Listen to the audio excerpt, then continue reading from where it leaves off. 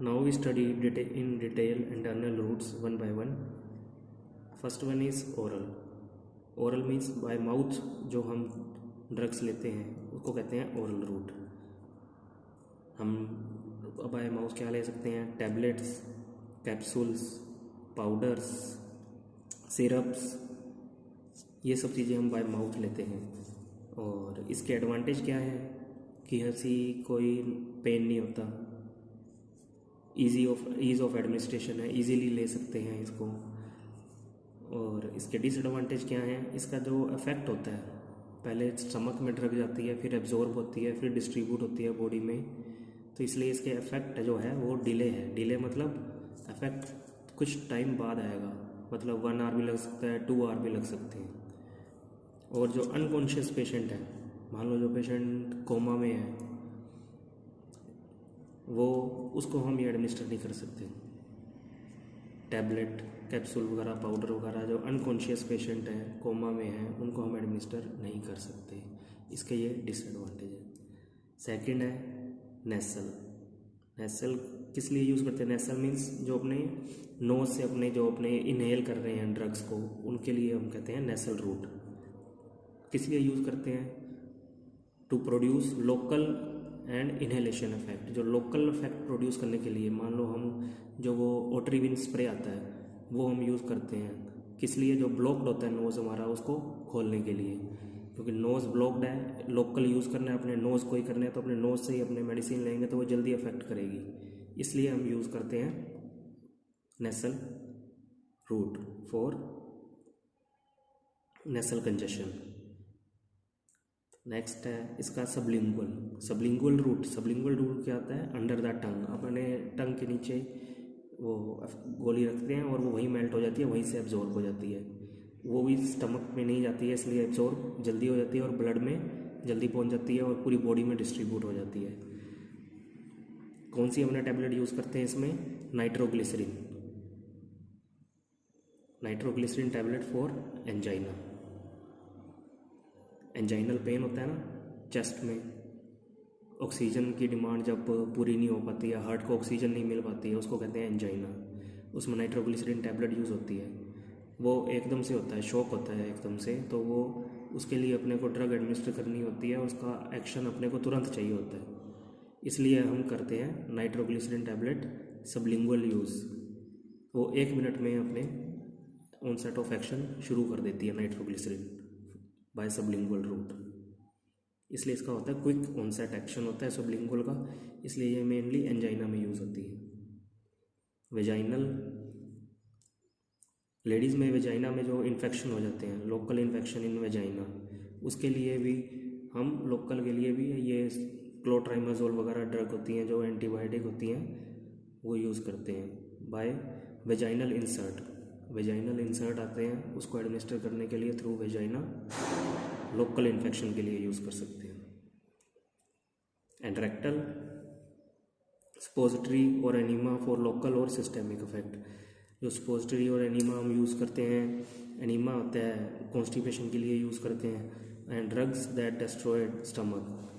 जो ड्रग्स हम स्टमक में नहीं दे सकते तो उसको डायरेक्ट हम सपोजिटरी या एनीमा से ट्रांसफ़र कर सकते हैं.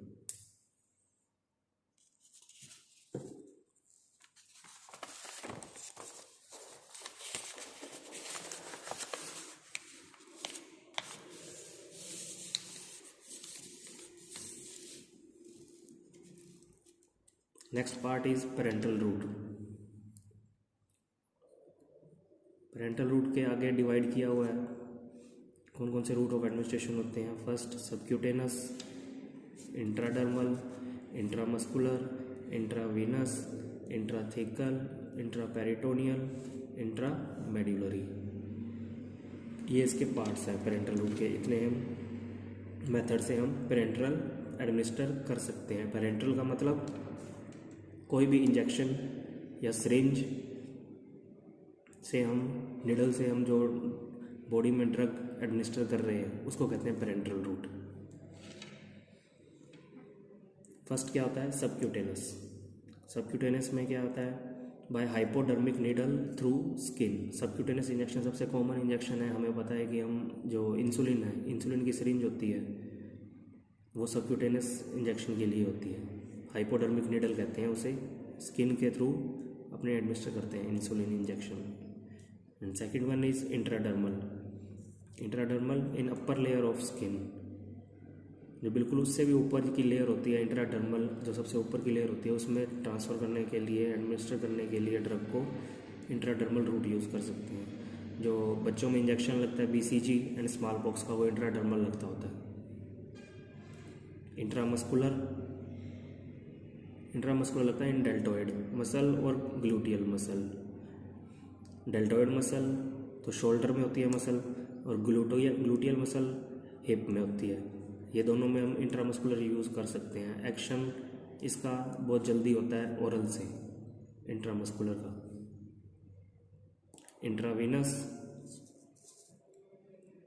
इंट्रावीनस हम यूज़ करते हैं syringe into blood, there is danger of infection. इसका साइड इफ़ेक्ट है कि ये इन्फेक्शन कर सकता है। अगर एडमिनिस्टर करने वाले को इन्फेक्शन है, अगर वो इन्फेक्शियस उसने हैंड यूज़ किए एडमिनिस्टर करने के लिए ड्रग को, सिरिंज लगाने के लिए, निडल लगाने के लिए, तो इन्फेक्शन पेशेंट में भी फैल सकता है। इसका ये डिसएडवांटेज है इंट्रावेनस रूट का। इंट्रावेनस रूट हम यूज़ करते हैं IV ड्रिप में, जो अपने ड्रिप चढ़ाते हैं अपने जो जिसमें ज़्यादा वॉल्यूम होता है उसके लिए यूज़ करते हैं इंट्रावेनस ड्रिप। और जो इंट्रामस्कुलर है उसके अंदर हम इंजेक्शन यूज़ कर सकते हैं। अप टू 10 ml का जो इंजेक्शन है वो अपने इंट्रामस्कुलर में दे सकते हैं। इंट्रावेनस में करीब 200 ml 300 ml तक अपने ड्रिप दे सकते हैं। Intrathecal into spinal fluid, spinal anaesthesia. जो स्पाइनल कोड है अपनी, उसमें जो इंजेक्शन देना होता है फॉर एनेस्थेसिया। एनेस्थेसिया का मतलब सोचते हैं ना अपने, एनेस्थेसिया क्या होता है? किसी अगर सर्जरी करने से पहले जो किसी को सुन करना होता है पार्ट को, उसको कहते हैं एनेस्थेसिया। स्पाइनल फ्लूइड में जो मेनली जो अपने सर्जरीज होती हैं, जो अपने पाइल्स की सर्जरी होती है, उसके लिए अपने स्पाइनल एनेस्थेसिया देते हैं। तो वो नीचे वाले पार्ट को सारे को सुन कर देता है बॉडी के, वो इंट्राथिकल कहते हैं उसको। Intrathecal route of administration into spinal fluid. Next is intraperitoneal fluid. ये पेरिटोनियल कैविटी में जो हम देते हैं ना इंजेक्शन, उसको कहते हैं intraperitoneal. And last is intramedullary. Intramedullary injection जो होता है वो बोन मैरो में देते हैं। हमारी बोन्स की एंड पे ना बोन मैरो बने होते हैं, जिसमें जहाँ पे ब्लड मैन्युफैक्चरिंग होती है, WBC RBC सेल बनते हैं बोन मैरो में। वहाँ पे इंजेक्शन देने के लिए इंट्रामेड्यूलरी रूट को यूज़ किया जाता है। रैपिड ऑनसेट ऑफ एक्शन है इसका, सबसे ज़्यादा रैपिड ऑनसेट ऑफ एक्शन किसका है? इंट्रामेड्यूलरी। ये किन में देते हैं? जिनमें कोई मसल नहीं मिल रही, कोई वीन नहीं मिल रही, तो उनको इंजेक्शन देने के लिए मेडुलरी इंजेक्शन देते हैं, इंट्रामेडुलरी इंजेक्शन। उनको इंट्रामस्कुलर भी नहीं दे सकते जिनकी मसल नहीं मिल रही, इंट्रावीनस भी नहीं दे सकते जिनकी वीन्स नहीं मिल रही, तो अपने इंट्रामेडुलरी इंजेक्शन दे सकते हैं। अब एडवांटेजेस क्या हैं पेरेंटल रूट के? पेरेंटल रूट है और एटर्नल रूट है। मेन क्लासिफिकेशन पेरेंटल रूट के जो एडवांटेज है एटर्नल रूट पे, वो क्या है? पेरेंटल रूट रैपिड रेस्पॉन्स देता है। रैपिड रेस्पॉन्स क्यों देता है? क्योंकि सीधा ब्लड में जा रही है मेडिसिन। अपने ओरली ले रहे थे तो वो स्टमक में जा रही थी, वहाँ से एब्जॉर्ब होकर फिर ब्लड में जा रही थी, तो ये इसने स्टमक को बाईपास कर दिया, सीधा ब्लड में मेडिसिन जा रही है और वहाँ से एब्जॉर्ब हो रही है, इसलिए इसका रैपिड रिस्पॉन्स है। जो अनकॉन्शियस पेशेंट हैं उनमें भी हम पेरेंटल रूट से, IV रूट से उनको दे सकते हैं। अनकॉन्शियस मीन्स मैंने बताया था कि कोमा में जो पेशेंट हैं उनको भी हम ड्रिप में मेडिसिन दे सकते हैं, जो एटर्नल रूट की डिसएडवांटेज है। एटर्नल रूट को हम अनकॉन्शियस पेशेंट में यूज़ नहीं कर सकते, ये सीधी ब्लड में चली जाती है, तो लेस डोज इज़ रिक्वायर्ड, क्योंकि इसमें लेस डोज भी हो सकती है।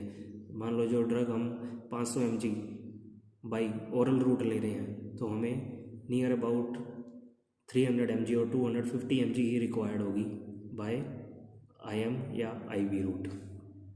क्यों? क्योंकि ये सीधी ब्लड में जा रही है और एब्जॉर्ब हो रही है, वेस्ट नहीं हो रही है ड्रग, जितनी हम दे रहे हैं उतनी ही एब्जॉर्ब हो रही है। ओरली जब हम देते हैं तो वो पहले एब्जॉर्ब होती है और इसमें कुछ पार्ट वेस्ट भी होता है एब्जॉर्ब होने से पहले ब्लड में। डिसएडवांटेज क्या है, आईवी आईएम सबको लगाने में पेन होगा, पेन तो होगा, ये इंजेक्शन लगेगा, सिरिंज होगी। और इसके लिए क्या है कि ट्रेंड स्टाफ चाहिए, ट्रेंड स्टाफ चाहिए इसको एडमिनिस्टर करने के लिए। IV IM intramedullar injection, dermal injection, subcutaneous injection को लगाने के लिए ट्रेंड स्टाफ चाहिए, pharmacist, nurses and doctor.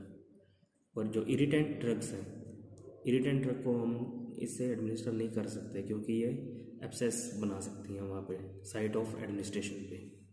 Irritant drugs कज एब्सेस, एब्सेस मीन्स कोई भी स्कार, फिर सर्जरी करनी पड़ सकती है एब्सेस को मिटाने के लिए।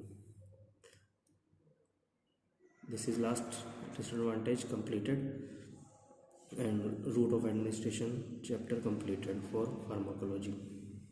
Thank you.